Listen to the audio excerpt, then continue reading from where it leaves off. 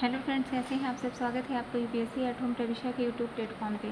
हम जो यूपीएससी और यूपीपीसीएस की मेंस आंसर राइटिंग कर रहे हैं, जिसमें हमने जो टारगेट रखा है डेली 5 क्वेश्चन की आंसर राइटिंग करने का, उसी सीरीज़ में हमारा क्वेश्चन है जीएस पेपर 3 से। हमारी जो ये मेंस की सीरीज़ चल रही है वो यूपीएससी और यूपीपीसीएस के पीवाईक्यू पे बेस्ड है, जो कि करंट के साथ अपडेट करते हुए आप लोगों को कराई जा रही है। आप लोग चाहें तो इस सीरीज़ के माध्यम से अपनी मेन्स की तैयारी को और बेहतर कर सकते हैं।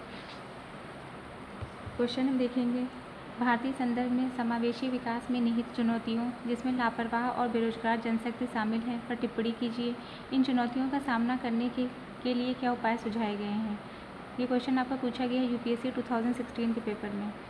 क्वेश्चन को एक बार फिर से देखेंगे कि भारतीय संदर्भ में समावेशी विकास में निहित चुनौतियाँ, जिसमें लापरवाह और बेरोजगार जनशक्ति शामिल हैं, पर टिप्पणी कीजिए।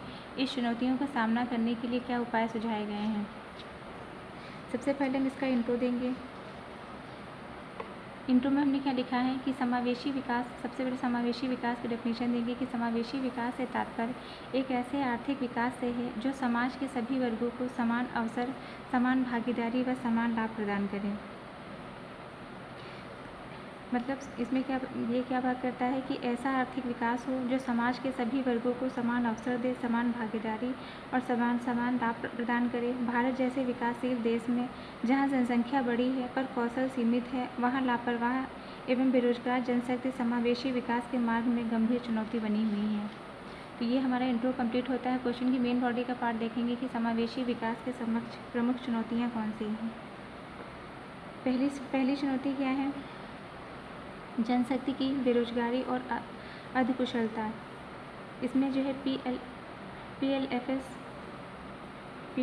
PLFS का फुल फॉर्म होता है पीरियोडिक लेबर फोर्स सर्विसेज। 2022-23 की रिपोर्ट के अनुसार भारत में बेरोजगारी दर 5% से अधिक और युवाओं में लगभग 10% है।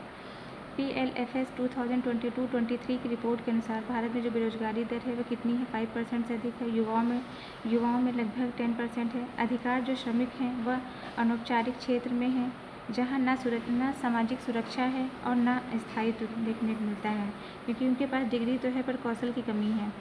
नेक्स्ट क्या है, नेक्स्ट हम देखेंगे कौशल की कमी। शिक्षा और कौशल का असंतुलन है, मतलब उनके पास डिग्री है किंतु जो है कौशल की कमी है। असर रिपोर्ट के अनुसार ग्रामीण छात्रों की साक्षरता व संख्यात्मक क्षमता कमज़ोर है। व्यावसायिक शिक्षा में केंद्रित निवेश की कमी है।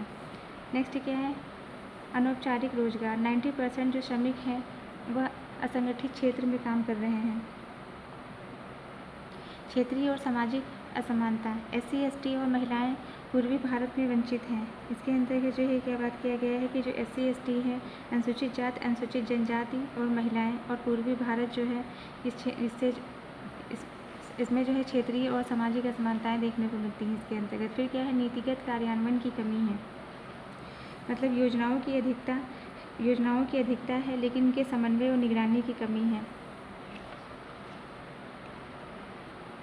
आर्थिक विकास का लाभ कुछ चुनिंदा वर्गों और सीमित क्षेत्रों तक ही पहुंच पाया है। पूर्वी भारत अनुसूचित जाति, अनुसूचित जनजाति महिलाओं को अपेक्षित अवसर नहीं प्रदान किए गए हैं। नेक्स्ट क्या है, इनके हानिकारक प्रभाव क्या हुए हैं उनको हम देखेंगे।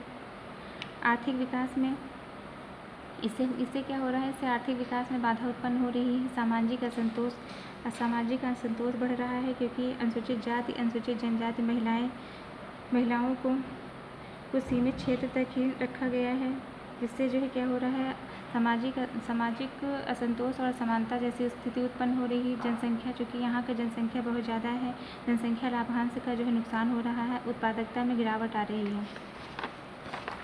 फिर क्या है, समाधान और उपाय। इसके समझ जो है कौन से समाधान और उपायों के माध्यम से इसको दूर किया जा सकता है।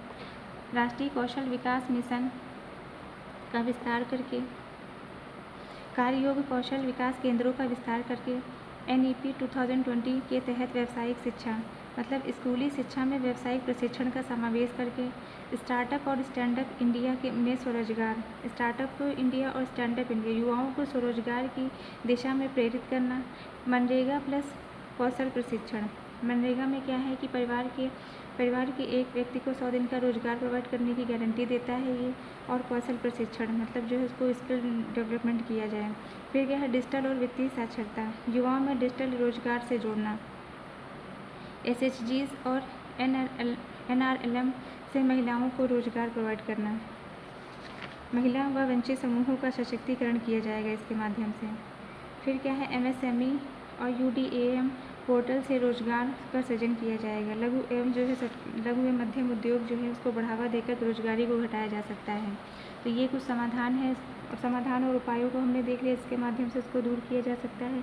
अब हम इसका कंक्लूजन देंगे। अतः निष्कर्षतः यह कहा जा सकता है कि लापरवाह और बेरोजगार जनशक्ति को उत्पादक शक्ति में बदलना समावेशी विकास की कुंजी है। इसके लिए शिक्षा, कौशल, अवसर और नीति क्रियान्वयन में सुधार की आवश्यकता है। ये हमारा क्वेश्चन कंप्लीट होता है जो कि हमने दिया था GS पेपर 3 से। आप लोगों को हमारी जो मेंस की सीरीज़ चल रही है कैसी लग रही है हमारे कमेंट सेक्शन में ज़रूर बताइए। तो ऐसे ही पढ़ते रहिए, लाइफ में आगे बढ़ते रहिए, UPSC 8वें प्रविष्ट के साथ मेंस एंसर राइटिंग करते रहिए। Thank you.